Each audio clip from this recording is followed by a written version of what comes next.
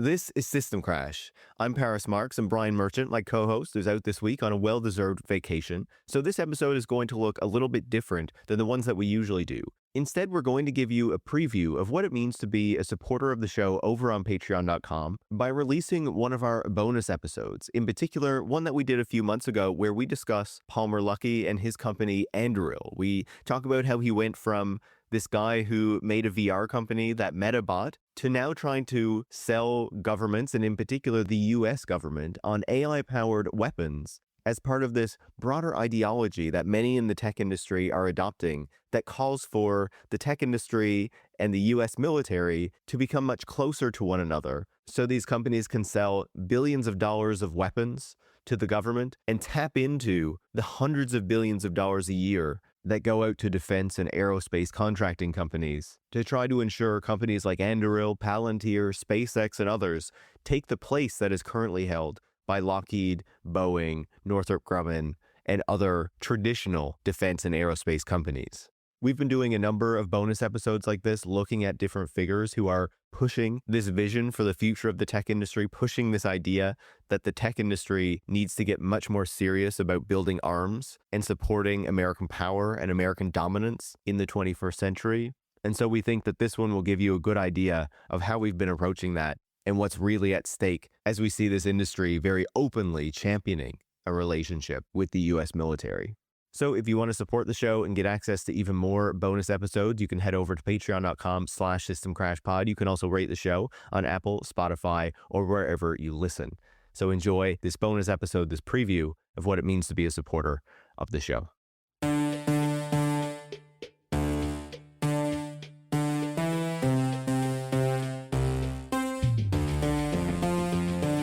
It's bonus time. Woo! Can Are you ready? The birds chirping in the background, they're chirping with joy, both at springtime and the prospect of another System Crash bonus episode. They're just thrilled. The birds love a System Crash bonus episode. Oh man, they stopped right They when did, right as we hit record. The system has crashed for them too, sadly. Well, I'm still joyful. Good. So I'm happy to hear that. I don't know if I have as much joy, at least about what we're talking about today. Oh my God. You are not overjoyed at the prospect of talking about Palmer Luckey and his unique take on defense tech? I just love the vision of autonomous weapons as what's going to make the world a more peaceful place. But you know what? I like how it's just so palatable. He's just like an everyday guy. He's more Jimmy Buffett than he is Northrop Grumman. You know what? He shows that anybody, it doesn't matter how sloppily you dress or how you present yourself, can be a billionaire. You too can sell arms to the U.S. government. You too can sell weapons that can fortify and gun down migrants at the border. Even while wearing flip-flops and a Hawaiian shirt with Ditto from Pokemon all over it. This is the future with your big old mullet and weird goatee. I'm glad you keep tabs of these guys a little bit more. I'm watching these defense tech evil very closely. I mean, these they days. really are the worst of the worst. You know, the whole tech billionaire class is just addled with villainous characters, but it's just a new level. I mean, the Peter Thiel and Palmer Luckey, like the glee that they exhibit as they go about this mission, of just wanton death and destruction, it's just very obviously coated with racist overtones and just really some of the nastiest characters. Oh yeah, and of course Anduril, which people might be familiar with or might not be familiar with, which is of course the company that we're talking about today. Basically, it's founded by Palmer Luckey, who created Oculus, the VR platform, which was sold to Meta for $2 billion, I believe. And then he was fired from Meta a couple of years later for basically supporting the Trump campaign, or some group that was supporting the Trump campaign. And then he sets off to start this arms company. So Silicon Valley would call him an innovator. A trailblazer, because you don't get fired for supporting Trump anymore. That's exactly. That's for damn sure. Well, there's a fascinating point in this interview where he's asked about that, right? He's asked about the fact that he was fired from Meta and what he kind of makes of all of these tech billionaires getting behind Trump in this moment, because he did back in 2016, of course. And he basically says that he doesn't want to criticize these guys, and he calls them the techno-corpo elites. He basically says, I don't know, they're late to the game, but I'm happy that they're getting behind him now, so I'm not going to criticize him. But like, what I was going to say is he starts this company with the backing of Peter Thiel and Palantir folks, Palantir and a Thiel founded and funded company, basically as part of this broader push that these people have been making for a while to get tech into the defense industry and to really reframe what the tech industry is from this, and I believe we've talked about this on a bonus episode in the past, but from this consumer-oriented industry that is focused on making products for consumers, and businesses and stuff like that as well, but to this industry that is focused on cementing American power in the next century, that is part of this broader nationalist project that is trying to defend like the geopolitical interests of the United States. And you can see how that has really set the stage for what the industry is doing in this moment, kind of getting ready for this turning point from the United States against China and its kind of concern about its place in the world. And now Silicon Valley trying to take advantage of that, trying to move in on that, and trying to say, like, we are key to defending American power in the 21st century. And Anduril is planning to be a big part of that, basically. And they're basically making a campaign to broadcast this too. Yeah, he was originally known as the VR guy, the Oculus guy, and it was VR guy, goofy, VR guy. And like as I was alluding to up top, he's always wearing Hawaiian shirts and has like the world's worst facial hair. He looks like wearing like cargo shorts and flip-flops. Yeah, he looks like a reject from like a 90s alt rock cover band is what he looks like. The Anduril has like, become, I think, his primary focus. It's just, again, it's very like Thielian. It's very like in that mode. And I was struck the last time I went to Washington, D.C., like Anduril had paid for this big campaign of advertising, very sort of like neo-nationalist tech focused sort of campaign where it's like, we can't win with blueprints. Like, we need to like upgrade and we need to sort of like double down. And it's like really sort of very ominous, Verhoeven almost. It could be out of Starship Troopers, which I'm sure he would love. Like, I like, he doesn't care, Palmer Luckey.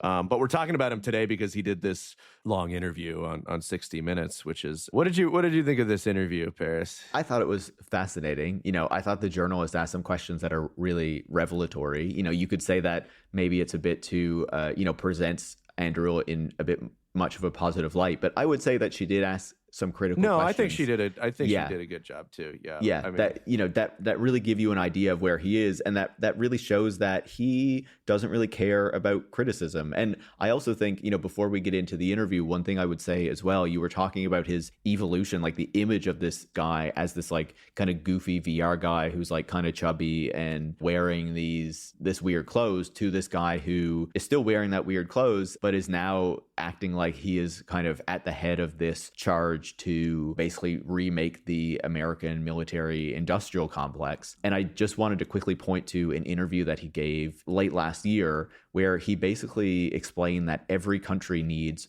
a warrior class, and he considers himself part of that warrior class. And the people who are part of it are excited to enact violence on others in pursuit of good aims. So, he is not some kind of military soldier guy on the front lines. He's setting back, making his autonomous weapons, getting excited about enacting violence on the rest of the world on behalf of supposedly defending American power. Like I said, the worst guys. Guys. He's up there with Palantir's Alex Karp, who's just like kind of like laughing like at the prospect of his weapons, doing violence and causing death, even explicitly. Like he was explicitly Alex Karp was. It's the same kind of mentality. These two guys in particular, like, like Peter Thiel is more cut in the mold of like, I've given myself over to evil. Like, I think like democracy should crumble and like just power should be all. But these guys, it's like these like geopolitical issues issues are like video games to them, and they think it's Absolutely. funny. The body count will be like a bonus to them, and if it happens, and there are not human beings on the other side. They're just enemies. They're bad guys, and it really doesn't matter what happens, right? Are we ready to dive into the interview? Because like the very first it. thing that happens in this interview here, we can play a quick clip of basically what comes right out the gate. I've always said that we need to transition from being the world police to being the world gun store. Do we want to be the world's gun store? I think so. I think we have to. Says the guy who sells weapons. See, I agree it sounds self-fulfilling, but you have to remember, I also got into this industry because I believe that.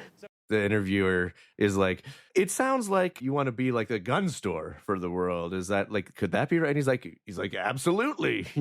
Like, what a lark. Why be the world policeman when you can be the gun store? Which, let's be clear, America is already like the arms furnisher for all these different parts of the world. Like, it arms so many countries and it gives aid to so many countries that is explicitly designed for those countries to then turn around and buy weapons from American military companies, weapons manufacturers, stuff like that, right? So the idea that it's not already is kind of interesting, but he's basically laying out this vision that like what we need to defend this world is a much more heavily armed world. He says that America and its allies basically need to be porcupines because they're going to be like armed to the teeth with autonomous weapons, ideally from Anduril and these other kind of new defense tech companies that are springing up. And he talks about this as though this is part of a better world. This is what we need to be striving toward. This is how not just America and America's power is going to be defended, but that this is ultimately like a better situation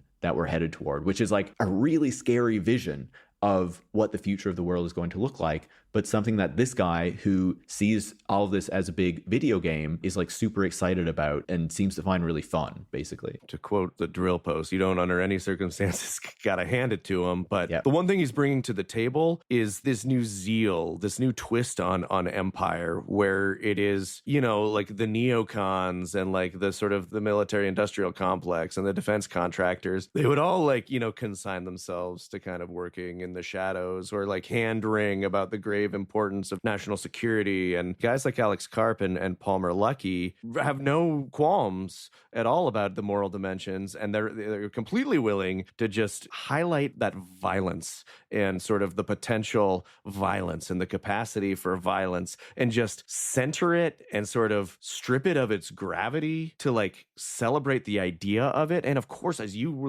were pointing out, like these guys have no idea about the visceral severity or the psychological toll that it takes to enact violence or to be a warrior. These are the least warrior motherfuckers that I've ever seen. And they know that on some level too. It's kind of like almost Muskian in their ability to sort of like change. Like they're almost trolling everybody as they're selling weapon systems of potentially mass destruction. And it's just like, I don't even really know fully what to make of it. What do you think here? I think it's terrifying, right? The way that these people talk about war and aggression. It's like they've dissociated. Yeah. Remember about the aftermath of like 9/11 and going into Iraq and Afghanistan. And this is really when you have the drone wars start to ramp up, right? You have all these soldiers that are going into these Middle Eastern, Central Asian countries getting killed. And that is obviously making a lot of news in the United States. And there's pushback to these wars because you're having so many American soldiers and also, in Afghanistan, soldiers in other Western countries being killed as a result of this. And the solution to that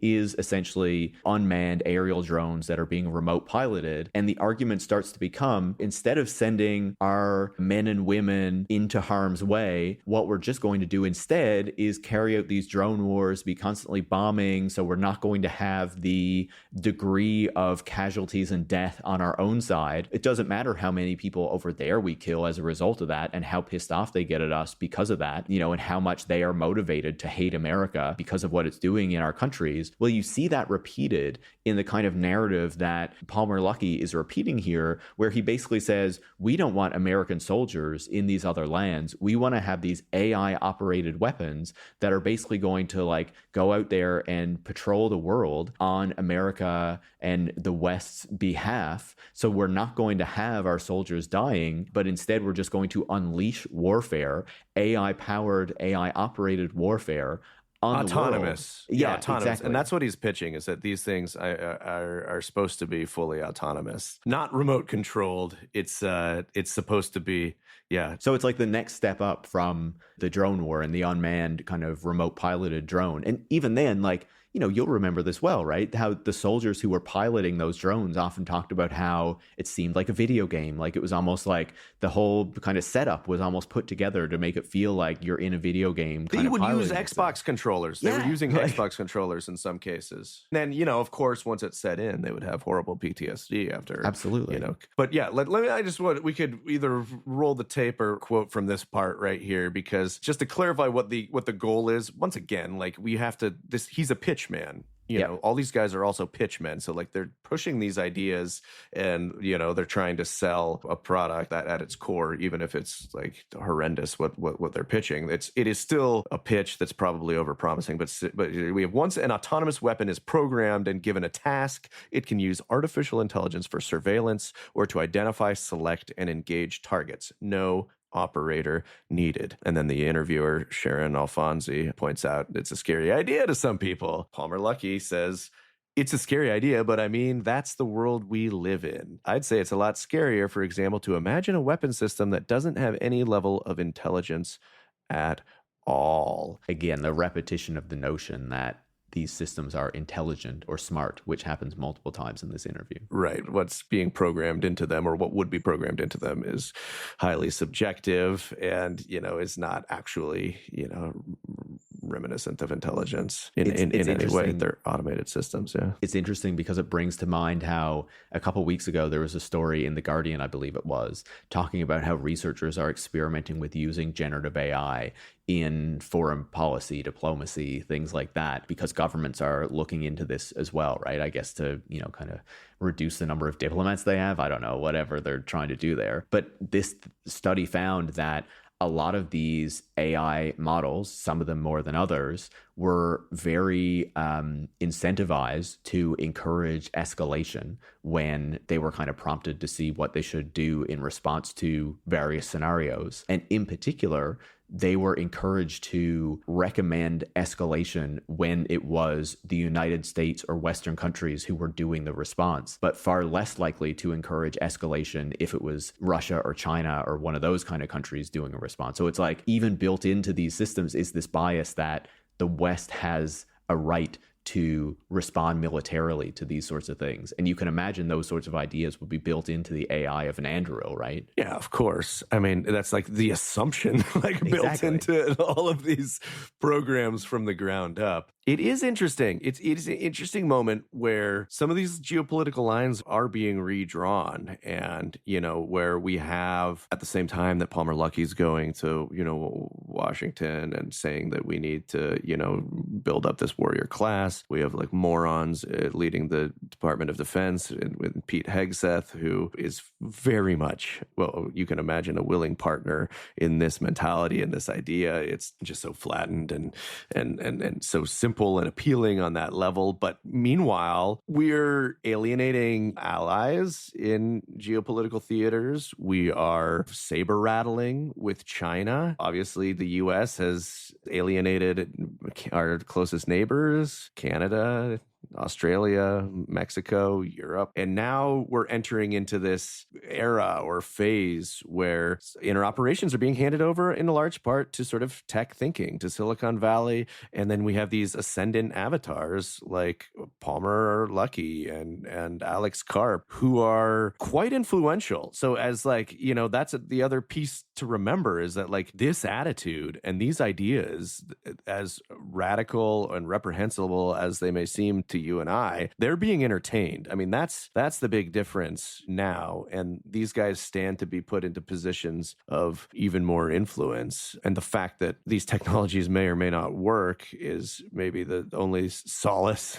that we get in this arena. And just a couple quick points on that, right? You know, you talk about the Western allies. Well, a lot of the discussion in Australia, Canada, Europe these days is like, we need to be less militarily dependent on the United States. And that means like buying fewer of these weapon systems and like kind of developing their own. Of course, part of the Five Eyes Alliance right now, which is I think a story that is under considered, is that the United States is trying to increase the dependence that these countries have on its technology, essentially. One of the things that is kind of essential for the continuation of the Five Eyes Alliance, which is the United States, the UK, Canada, Australia, New Zealand, an intelligence sharing alliance, is that more of these weapons, more of these weapon systems are producing data that needs to be shared or that these countries want to share between each other. But in order to do that, one of the requirements from the United States is that these countries have high security data centers that are required to be built by American cloud companies like Amazon. The US, the UK already have them. Australia contracted last year with Amazon to build one.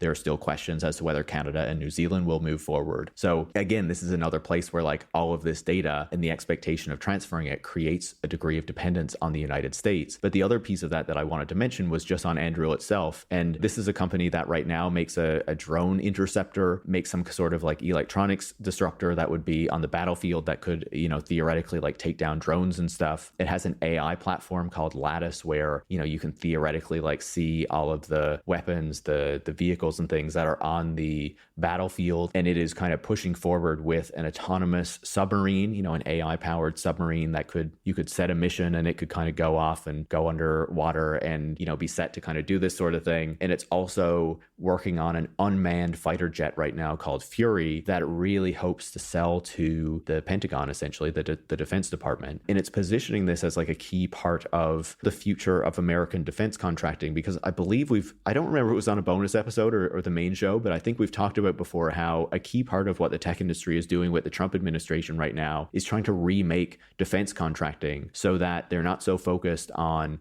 or, so that the traditional defense primes like Lockheed Martin, Northrop Grumman, Boeing are not getting the amount of contracts that they were getting in the past. And tech companies like Anduril and Palantir are presenting themselves as being able to do this more efficiently, but also trying to use this new relationship with the Trump administration to shift hundreds of billions of dollars a year away from these, old guard defense companies toward what they are doing. And so that's a big part of this as well. 100%. It should be first and foremost viewed as an enormous sort of cash grab and an opportunity to extract profits. Like, I think all the bluster is that I think they believe it. I think that like this is their attitude, but I think that they also are smart enough to recognize they have a huge opportunity in the Trump administration, which is already populated by figures like Mark Andreessen and Elon Musk and David Sachs and, Palmer Luckey and Alex Karp and these defense guys are firmly within that circle. They're also,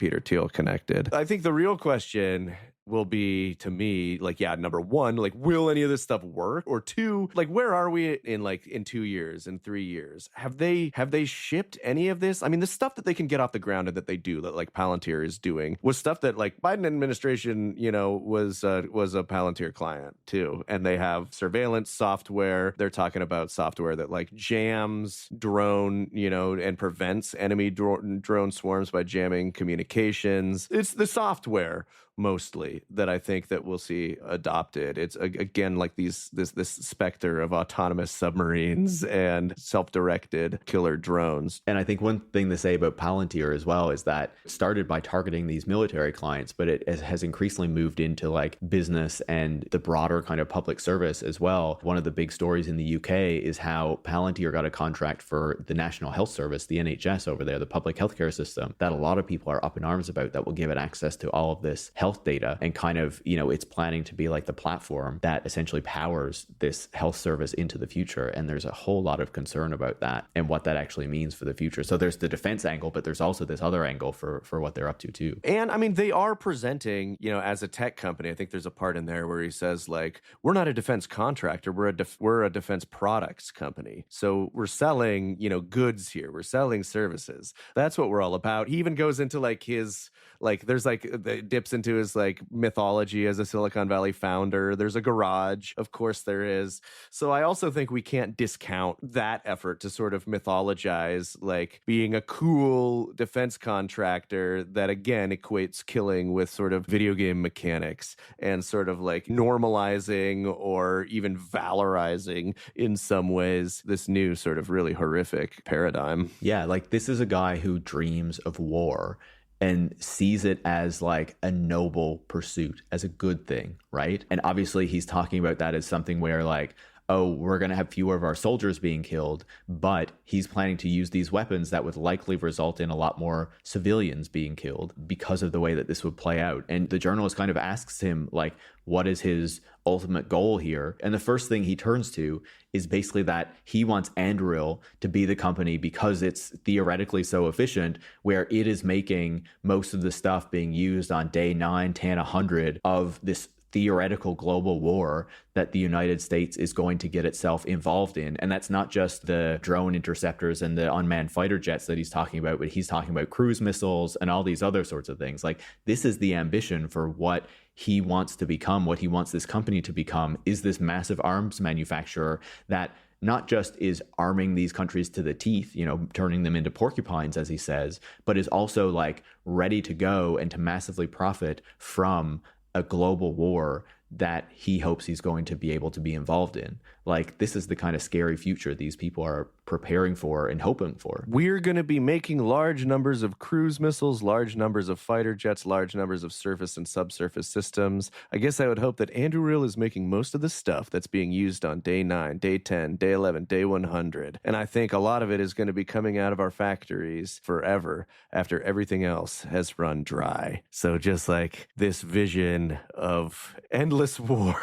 I mean, one way to look at that is just at the end of the world, like everything else has been depleted, but the weapons of warfare continue to hum on. The factories of the war machine continue to buzz. The latest version of the long-termist dream. Forget about everything else. Let's just put it all into war for the future. It's all of war. the Yeah, the future is autonomous robots killing each other after everyone else is dead forever.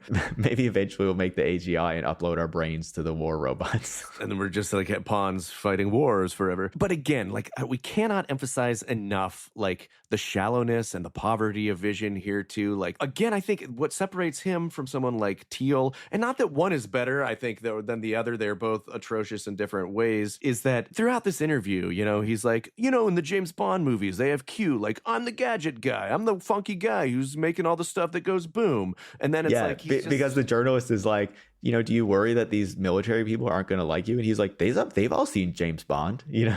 Yeah, they like the wacky guy who gives them the stuff that kills people. Like, why wouldn't they love me? He's just in such a much more loaded industry, one that is inherently like death dealing and therefore, you know, sort of has more gravity automatically attendant to it, as it should. But he's just doing the same thing that all these Silicon Valley guys do, taking like bits and pieces of pop culture ephemera, science fiction, buzz phrases, melding them all together into this sort of rather incoherent stew. Like, honestly, like at one point he's like, we need to make sure, like, wouldn't you rather that like we have the weapons than like the evil guys? And like, here's a guy who's saying like, whose vision is that like the world's gonna end, but warrior robots are still killing each other amid the rubble. Like, that's what you want. Like, what who's the evil? Like, I would love to know who in your mind is evil. Who's the bad guy here? It's just it's like Luke and Leia. It's the rebels in Star Wars. They're the bad guys. They're the bad guys. Yeah. Or more, you know, Anduril also has like systems that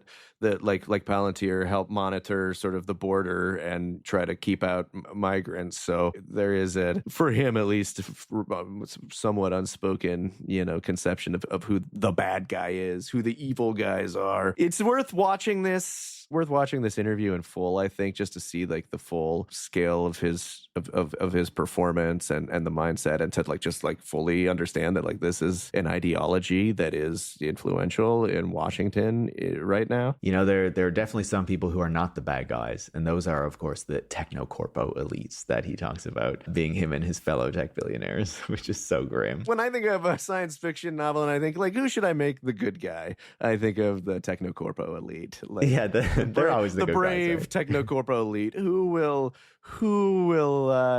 rush to the defense of the techno-corpo elite. Anything else on this one, Brian? I just think it's such a grim vision of the future, but it shows a lot about where the tech industry is headed and how it's planning to take advantage of the Trump administration and, you know, the more kind of geopolitically fraught world that we're heading into and have been heading into for some time. Yeah, I mean, Anduril doesn't get as much of the ink even as Palantir gets, and we've all been so sort of consumed by what the AI companies are doing on one hand and that what Musk and Doge are doing on the other hand. There's a reason, I guess, that Palmer Luckey wanted to bring attention to his effort, and I think, as I said, unlike some of the major defense and industrial complex companies, like he still is obviously very reliant on a PR campaign, on a drive, on people thinking that this stuff is important. And I think it's worth asking, why he's sitting for this interview now, the 60 Minutes interview now, why he's waging this campaign, why he's like plastering buses in Washington, D.C. with like, it's time to upgrade, the future of warfare, like this vision, like who's being sold on this and why. And I think that he and Anduril and the tech set have recognized that there is sort of a change in sort of Washington and the structure in the blob, as as folks called military industrial complex and its operators, that there is maybe an appetite for big investment in more stuff like this. We've seen it because like Trump and Vance and the new sort of configuration, as we talked about in this episode. But like, why does it need to be sold still? Why does it need to have this public campaign? And that to me suggests that as awful as it is, as scary as it is, as reprehensible as it is that there is still some weakness there. Like this is maybe more bluster than solid at this point. Maybe these products aren't prepared for the prime time. Maybe they need that PR boost, but I think this can still be sort of disrupted and opposed. And I think we talk a lot about ways to resist like AI in the workplace, way to push back on big tech. And, there's obviously infinite work to be done there too. But like, how do we push back on the entrenchment of Silicon Valley thinking in the defense complex and in the Department of Defense? I think that's an open question, and that's that reason that like I'm glad we're having these conversations. Again, this is a corner that I don't pry into as probably as much as I should. There's just so much bad shit to shovel through, but yeah, I think they're pretty illuminating conversations, and we're kind of going through different pieces of this in these bonus episodes, which I hope are kind of helpful to people. In talking about Eric Schmidt, Peter Thiel, Elon Musk, all these different folks, Mark Andreessen. I think it's kind of building out a picture of what these people are trying to do and are hoping to do. And maybe the final point I would make is I'm so disappointed that all of these new defense tech companies need to be named after some aspect of Lord of the Rings and Tolkien technology. Like, please, please stop. No, you as a big fan of... Yeah. Well, I mean, maybe we'll do a whole bonus episode on how you sort of square your love of Tolkien as kind of a famously sort of reactionary mind. I know there's a great piece, I think, was it in Dissent by Jerry Canavan?